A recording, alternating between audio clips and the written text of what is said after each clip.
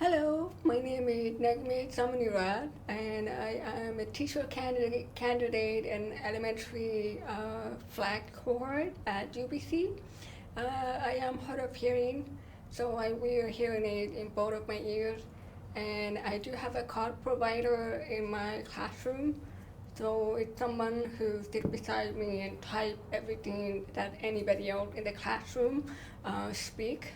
So so it's really helpful for me to have a card provider so I'm able to follow and understand the teacher, my peers, and everybody's discussion.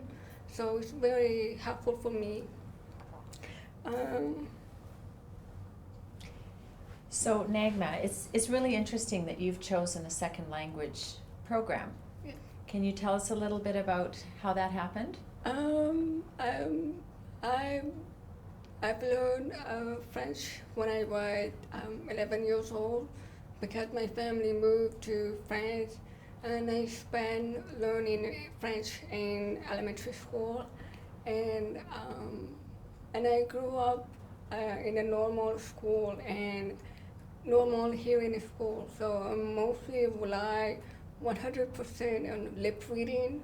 I try to catch the person conversation, but sometimes the challenge that I have is that I'm not able to hear everything on the lips, and I will miss out a lot of information, some of the joke, um, and some of the cultural aspect of the language. So it's very challenging because when I am uh, in the background with the loud noises, I'm not able to hear everything. So it's hard for me to follow. And the reason I chose the second language French because I feel that French is another way of communication uh, to to speak and get my message across. Um, and I know another. I know English and Farsi and French, and I also learned American Sign Language.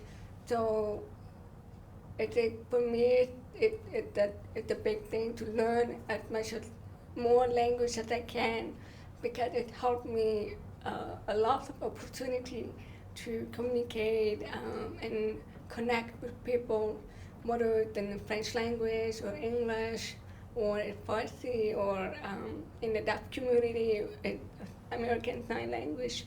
So, so yeah. Okay, so it's about communicating. Yeah. So you mentioned lip reading.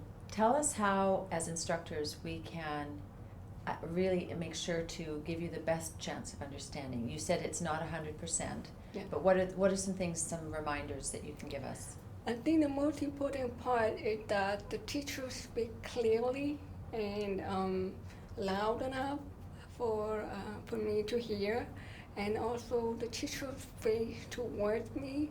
Um, if the teacher is moving across the room, making sure that she's looking at me or in the area that I'm sitting, rather than looking at everybody else, because I rely on lip reading at the same time hearing the teacher's voice.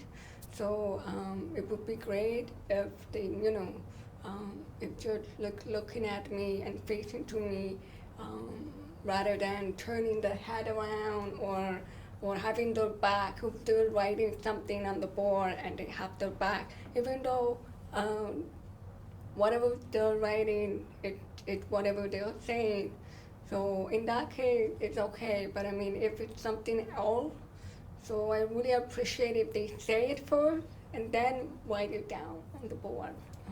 That's helpful. Yeah. What about audio or video in the classroom? I think for the video, it would be great if there has a closed captioning because with my card provider, when he typing down everything, I'm looking at the screen.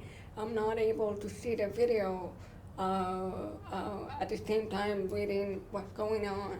So it would be great if the teachers, if they are providing videos, if they could if it's from YouTube, they could add the closed captioning, or if it's in another from DVD or any other video, if they can find video that has closed captioning, it would be the best, because I can see the picture and the text on the same screen rather than folks going back and forth between the two screens.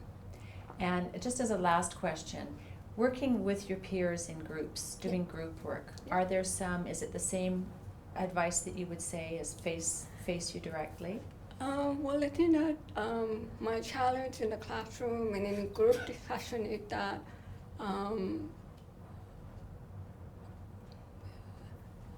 I don't feel inclusive because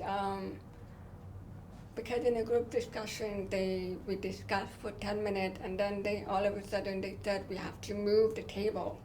Whereas with my card provider, I'm just fixed, I'm not mobile, and I'm just sitting, so I'm not able to move around a lot around the room. So what happened is that sometimes teachers, sometimes my peers, they decided, okay, we have to move around because we are changing the topics or the different question. So I feel like I'm not inclusive, and they they're not aware of, the diversity of each student or each student need, because early in the education program, they're teaching us when we go in our practicum and working with children and students to be aware of diversity, be inclusive, even if the children have a special need. So I'm wondering if they can use me as an example of adults learning classroom, so they can learn it with me, how to be inclusive, how to be aware of diversity, so that when they go into the practicum, they will remember me. Oh, I know how I can include her in our discussion group, or how to meet her need. So I think that's the challenge that I have in a group discussion, is that they're not aware, okay, there's somebody who is not able to move around the classroom, so they ask everybody to move around.